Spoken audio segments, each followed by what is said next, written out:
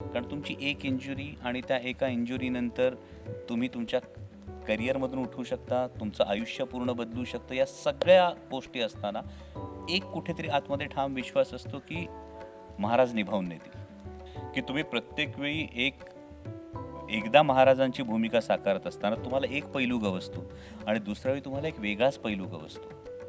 नमस्कार, जय शिवराय. मी doctor Amol Kolhe. Peeping moon मराठीच्या सर्व प्रेक्षकांना मनपूर्वक शुभेच्छा.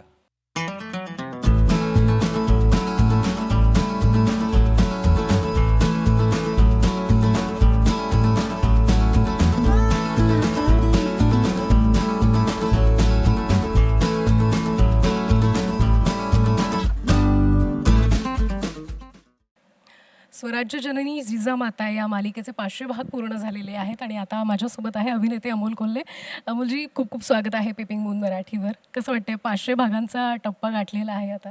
नक्कीच ही अभिमानाची गोष्ट आहे, की जगदंब क्रिएशन्सची ही लागोपाठ दुसरी ऐतिहासिक मालिका आहे, जिनं 500 भागांचा टप्पा पूर्ण केलेला आहे. आणि स्वराज्य जननी जिजामाता मालिका सुरू करत असताना जी एक मूळ भावना होती, ती म्हणजे मुलाच्या कर्तृत्वाचं सगळेच गुणगान गातात, पण त्या मुलाला घडवणारी जी माता आहे, त्या मातेची गाथा कोण सांगणार?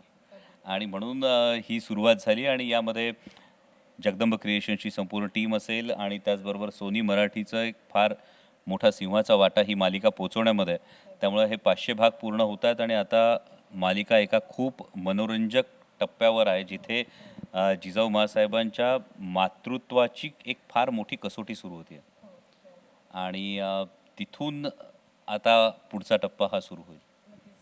अ, हा भव्य दिव्य सेट आहे आणि इथे तुम्ही चित्रीकरणाचा अनुभव जो आहे तो अनुभवत आहे. पण मला आठवतंय की जिजामाताच्या लॉन्चला आपण भेटलो होतो आणि तेव्हाही तुम्ही सांगितलं होतं की तुमच्यासाठी काहीतरी सरप्राईज येणार आहे आणि मग तुम्ही आलात आणि या सगळ्या गोष्टीसाठी आता 500 भागांचा टप्पा पूर्ण झालेला आहे. या संपूर्ण कसा प्रवास राहिला? नक्कीच ही मायबाप प्रेक्षकांची कृपा आहे असं म्हटलं तर वावगं ठरणार नाही, पण एक आव्हान कायम असतं. म्हणजे जेव्हा तुम्ही ऐतिहासिक मालिका करता, जेव्हा तुम्ही ऐतिहासिक भूमिका करता, विशेषतः तुम्ही ती आधी केलेली असते आणि त्यानंतर ती पुन्हा करायची असते, तेव्हा तुम्हाला सातत्यानं त्यातलं नाविन्य शोधावं लागतं. तुम्हाला सतत वेगळ्या पद्धतीने सांगावं लागतं आणि ही खूप अ, चांगली गोष्ट आहे, की छत्रपती शिवाजी महाराज साकारायचे असतील, तर ते इतकं अष्टावधानी, अष्टपैलू व्यक्तिमत्व आहे, की तुम्ही प्रत्येक वेळी एकदा महाराजांची भूमिका साकारत असताना तुम्हाला एक पैलू गवसतो आणि दुसऱ्या वेळी तुम्हाला एक वेगळाच पैलू गवसतो. आणि त्यासाठी दुसरी एक फार महत्त्वाची गोष्ट असते, की मेकर म्हणून, निर्माता म्हणून किंवा ती संपूर्ण टीम म्हणून तुमच्या कॉन्सेप्ट्स या खूप क्लिअर असाव्या लागतात. म्हणजे ऐतिहासिक भूमिका किंवा ऐतिहासिक मालिका करणं हे केवळ मालिका करणं नसतं. हे केवळ मनोरंजन नसतं. तर तुम्ही तुमचा गौरवशाली इतिहास मनोरंजक पद्धतीनं लोकांसमोर मांडत असता. आणि मनोरंजन करत असताना सुद्धा इतिहासाची प्रतारणा होणार नाही, याचं भान हे कायम ठेवावं लागतं. आणि मला वाटतं कदाचित आपण सातत्यानं आमची संपूर्ण टीम ही गोष्ट करू शकली, म्हणून मायबाप प्रेक्षकांनी हा 500 प्लस भागांचा आशीर्वाद लागोपाठ दुसऱ्यांदा दिलाय. पण मला का कलाकार म्हणून तुम्हाला विचारावसं वाटतं की हा सगळा प्रवास तुम्हाला समृद्ध करणारा असेल? नक्कीच खूप समृद्ध करून जातो. खूप गोष्टी शिकायला मिळतात. त्याचबरोबर समाज जीवनात वावरताना एक कायम एक तुमच्यावर एक सामाजिक जबाबदारीची एक भावना असते. काही बंधनं असतात. पण हे सगळं करत असताना जे शिकायला मिळतं किंवा मी कायम असं म्हणतो, की छत्रपती शिवाजी महाराज हे एक असीम चैतन्य आहे. तुम्ही जितक्या प्रामाणिकपणे त्यांना साथ घालाल, तितक्या उत्कटतेनं ते तुम्हाला प्रतिसाद देतात. आणि त्यामुळे ती गोष्ट तुम्हाला जेव्हा जाणवते, ती अनुभूती जी असते, ती फार वेगळी अनुभूती असते. म्हणजे मध्यंतरी मी जेव्हा तो स्टंट करत होतो बॅकफॉलचा, जो मी सोशल मीडियावर सुद्धा जो शेअर केला होता आणि तेव्हा मी खरंच ती भावना जेव्हा मनात येते, की जेव्हा तुम्ही वरून झोकून देणार आहात, म्हणजे 15-20 फुटांवरून तुम्ही पाठीच्या आधारावर स्वतःला झोकून देणार आहात, तेव्हा एक सेकंद मनात सगळं विश्व फिरून गेलेलं असतं. कारण तुमची एक इंजुरी आणि त्या एका इंजुरीनंतर तुम्ही तुमच्या करिअरमधून उठू शकता, तुमचं आयुष्य पूर्ण बदलू शकतं. या सगळ्या गोष्टी असताना एक कुठेतरी आतमध्ये ठाम विश्वास असतो, की महाराज निभावून नेतील. पण महाराज निभावून नेतील हा विश्वास येण्याची जी अनुभूती असते, ती काहीतरी शब्दाच्या पलीकडची असते आणि ती वारंवार घ्यायला मिळते, हे माझं भाग्य असं मी म्हणतो. ती मोठी जबाबदारी तुम्हाला पार पाडावी लागते. पण मला खरंच तुम्ही उल्लेख केला माझा नंतरचा प्रश्न तोच होता, की कशा पद्धतीनं तो थरारक सीन तुम्ही केलेला आहे बॅकफॉल म्हणजे तुम्ही पोस्ट टाकली तेव्हाही आम्हाला काळजी वाटली, की कसा झाला असेल तो चित्रीकरण त्या सीनचं. पण तुम्ही हे अशा पद्धतीचा स्टंट पहिल्यांदाच केला होता? बॅकफॉल हा स्टंट त्या मानाने खूप डिफिकल्ट असतो. तो सहसा केला जात नाही. म्हणजे तो फार तर बॉडी डबलकडूनच बऱ्याचदा तो केला जातो. आणि शाहिस्तेखानाची बोटं छाटण्याच्या वेळी मला आमचे ॲक्शन डायरेक्टर रवी दिवाणांचा आधी फोन आला आणि त्यांनी त्यांच्या टिपिकल स्टाईलने विचारलं, "अमूल, बॅकफॉल करेगा क्या?" आणि माझं असं आलं की मास्टरजी, तो बोले देख सोच ले. कारण त्याच्यामध्ये रिस्क या असतात की तुम्हाला केबलचा सपोर्ट नसतो, तुम्हाला हार्नेस लावलेला नसतो, तुम्हाला बॅकला सपोर्ट शील्ड येत नाही तुमच्या स्पाईनसाठी. फार तर तुमच्या लंबर आणि सेक्रल स्पाईनच्या इथे गार्ड येऊ शकतं. That's it. आणि हे करत असताना मास्टरजींची एक स्पेशालिटी आहे की ते सुरुवातीला अख्खी रिस्क सांगत नाहीत. त्या आधी तो स्टंट सांगतात, तो किती महत्त्वाचा आहे हे व्यवस्थित सांगतात. आणि जेव्हा मी त्या फळीवर उभा राहून आता झोकून द्यायचं, त्याच्या 2 मिनिट आधी त्यांनी सांगितलं, "हां, आता हे करत असताना हात तुझे स्टिफ पाहिजेत, हातात तलवार आहे, त्यामुळे बॉडी आदळल्यानंतर तुझा हात चेहऱ्यावर आदळता कामा नये. त्याचबरोबर मान तुझी मानेला जर्क बसता कामा नये. त्यामुळे तुझी मान स्टिफ असली पाहिजे. मानेनं पायाच्या अंगठ्याकडे बघायचं आहे आणि ही सगळी व्यवधानं तुला 11th आवरला सांगितली जातात." मग ही मास्टरजींची स्पेशालिटी आहे. पण त्यांची ही दुसरी स्पेशालिटी आहे की one of the safest action director in Hindi industry.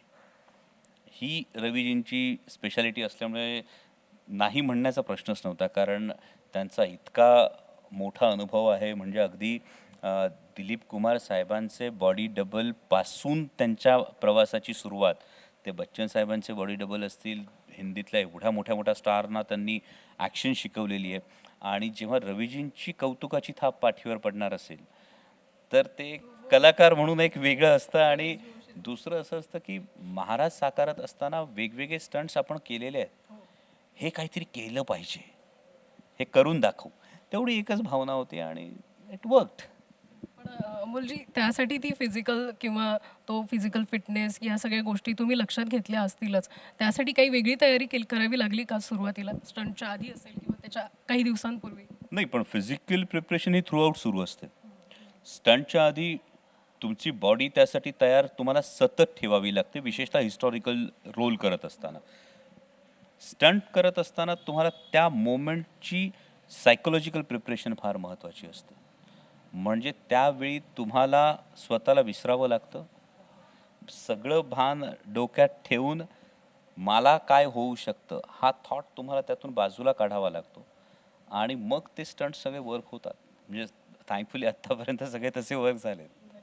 पण यावर्षी आपण सगळे कामाला लागलेलो आहोत. पण मागचा वर्ष कोरोना, लॉकडाऊन या सगळ्यात तुम्हीही मदतीचा हात पुढे केला होता आणि अनेकांना मदतही केलेली आहे किंवा लोकांना विविध गोष्टींचं आवाहन करणं असेल सोशल मीडियाच्या माध्यमातून.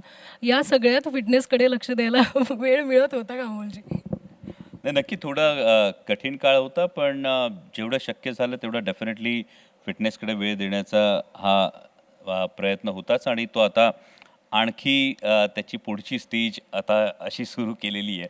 आणि त्यामध्ये आधी फक्त जे एक्सरसाइजवर जो भर होता तो आता नाव एक्सरसाइज प्लस डाएट असा तो कॉम्बिनेशन आहे. आता हे मालिकेचं झालं आता 500 भाग. मला वाटतं आता 1000 भागानंतरही आपण भेटूच त्या सेलिब्रेशनला. पण आणखी काय सुरू आहे आणि आणखी काय करायचं आहे अमोल कोल्हे यांना, की मग मालिका असेल, चित्रपट असेल किंवा राजकारण असेल? नाही, राजकारणाची जी जबाबदारी आहे ती तर सुरूच आहे आणि ती फार मोठी आणि ती खूप टाईम डिमांडिंग आहे. अ, भूमिकेविषयी म्हणाल तर लगेच कुठली भूमिका करायची याचा अजून मी विचार केलेला नाही. कारण अजून स्वराज्य जननी जिजामाताचा फार मोठा टप्पा पार पाडायचा आहे. महत्त्वाचं असं असतं की जेव्हा तुम्ही अशा ऐतिहासिक भूमिकेला एकदा किंवा मालिकेला हात घालता, अशा विषयाला हात घालता, तेव्हा तो पूर्णत्वाला नेणं ही तुमची सगळ्यात मोठी जबाबदारी असते. म्हणजे छत्रपती शिवाजी महाराजांच्या महाराष्ट्रात राष्ट्रमाता जिजाऊ माँसाहेबांची मालिका पूर्णत्वाला गेली नाही, तर एक शिवभक्त म्हणून मी स्वतःलाच कधी माफ करू शकत नाही. त्यामुळे आधी ही मालिका त्याच दिमाखानं पूर्णत्वाला नेणं ही आत्ताची तरी प्रायोरिटी आहे. पण हो, नक्कीच पुढच्या काळामध्ये OTT प्लॅटफॉर्म एक्सप्लोअर करून बघायला नक्कीच आवडेल. कलाकार म्हणून तर नक्कीच आवडेल, निर्माता म्हणून लगेच विचार नाही, पण कलाकार म्हणून OTT प्लॅटफॉर्म नक्कीच एक्सप्लोअर करून बघायला आवडेल. आणि सिनेमांचा जो खरं तर विषय होता शिवप्रताप भाग 1, 2, 3 आपण करणार होतो. पण सध्या कोविडच्या काळामध्ये म्हणजे आत्ता जरी आपण कामाला सुरुवात केली असली तरीसुद्धा कोरोनाची तिसरी लाट ही दारावर टकटक करायला केव्हाही सुरुवात होऊ शकेल आणि त्यामुळे चित्रपट रिलीज होण्याच्या दृष्टीनं, स्क्रीन्स मिळण्याच्या दृष्टीनं अनेक अडचणी आहेत. त्यामुळे लगेच सिनेमांचा विचार सध्या तर करत नाही. मग सध्या तरी पूर्ण लक्ष हे स्वराज्यजननी जिजामातावरच फोकस आहे. नक्कीच. या मालिकेच्या पहिल्या भागापासून आता 500व्या भागापर्यंतचा प्रवास तुम्ही अनुभवताय आणि प्रेक्षकांनी तो अनुभवलेला आहे आणि खूप चांगला प्रतिसाद दिलेला आहे प्रेक्षकांनी. तर त्या प्रेक्षकांना काही सांगू इच्छिता या निमित्ताने? तर नक्कीच 350 वर्षांपेक्षा जास्त काळ एखादी प्रतिमा आपल्या काळजाच्या कप्प्यात जपून ठेवून तिच्यावर प्रेम करणं, मला वाटतं महाराष्ट्राच्या मातीत असलेल्या या शिवभक्तीला कशाचीच उपमा देता येणार नाही. आणि त्यामुळे मायबाप प्रेक्षकांनी हे प्रेम केलं आहे म्हणून हा इतिहास तुमच्यापर्यंत पोचवू शकतोय. पुढच्या पिढीला मनोरंजक पद्धतीनं आपलाच गौरवशाली इतिहास सांगण्याचा प्रयत्न करतोय. त्यामुळे तुमचं हे प्रेम असंच कायम ठेवा. तुमचं प्रेम, तुमचं प्रोत्साहन, तुमचं कौतुक आणखी चांगलं काम करण्याची प्रेरणा देत राहील. धन्यवाद. मुलाखतीसाठी वेळ दिला त्यासाठी धन्यवाद आणि आगामी वाटचालीसाठी शुभेच्छा तुम्हाला. थँक्यू.